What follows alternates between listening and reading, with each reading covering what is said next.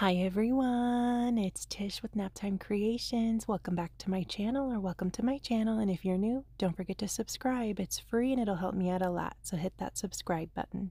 Today we're going to be doing some resin art on a canvas, and here I have about 4 ounces of clear resin, and I just mixed in some of my blackjack glitter. Before I do resin art on canvas, the day before I pour resin on the back of the canvas. So you can see here, this is the back of the canvas that I'm going to be using to do my artwork on.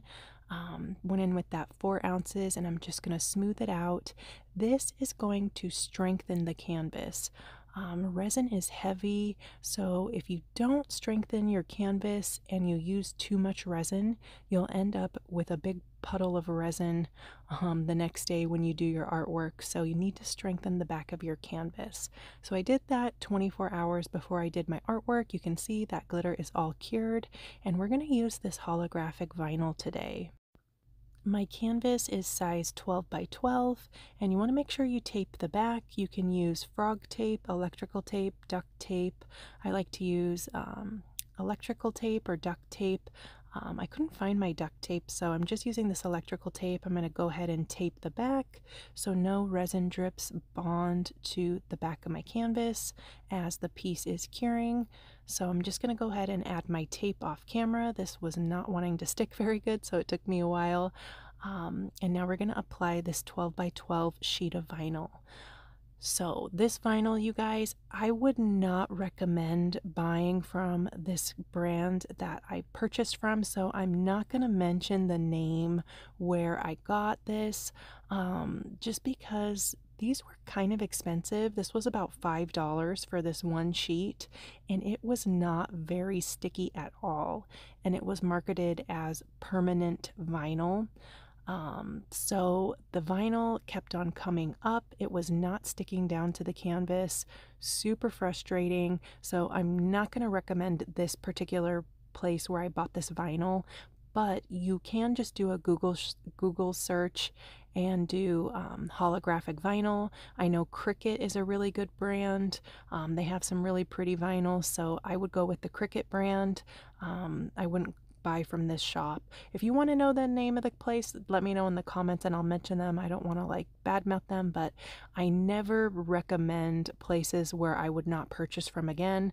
I'm always honest on my channel. You know, I'm not going to recommend something that I don't personally love.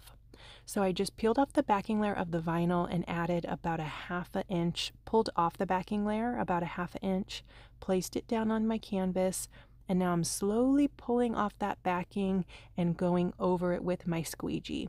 And don't worry, you might get a few little wrinkles. That's okay. We're going to smooth those out with this squeegee. This squeegee I picked up off Amazon. It's got a felt end on it, so it's not going to scratch your vinyl. Super, super handy for projects like this. I'm just going to take that squeegee and go over the last little bit of the vinyl and then smooth out those wrinkles. They smooth right out. This material is kind of like a foil, so you will get wrinkles with it because it's a little bit thinner, but just take your time, smooth them out, and you will be good to go.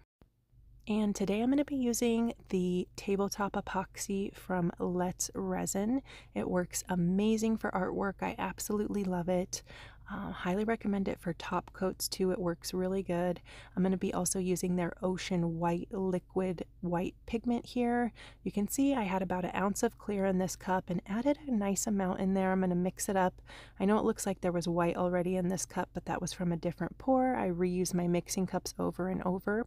I had about 2 ounces of clear on my canvas and I just dropped down 2 more ounces. So I had 4 ounces total of clear, hit it with my heat gun to warm it up. And this is what I was talking about. You can see that piece of vinyl, I had a little bit of an overhang, and my plan was to just kind of stick it to the edge of the canvas, but it was not sticking down. It kept lifting, and I was like, okay, fine. I'll just put a little bit of resin down on the edge of the canvas and stick it down and it'll stick, and it did not. So what I ended up doing was just cutting it off, which is what I should have done in the first place, but I thought for sure that it would stick to the edge of the canvas and it did not. So now I added my white, just did a circle of white in the center, and now I'm going to hit it with my heat gun and blow it out edges of the canvas, and I was just letting it kind of do its thing for a minute. This is 5 times speed. I wanted to see what it was going to do. I'm going to go in and hit it with my heat gun a little bit more. I really wanted to see how that ocean white worked for lacing. And it ended up working out really good. You can already see some lacing starting to form on the bottom left corner here. And I'm gonna kind of just blend that out one more time. I didn't like all that white right there.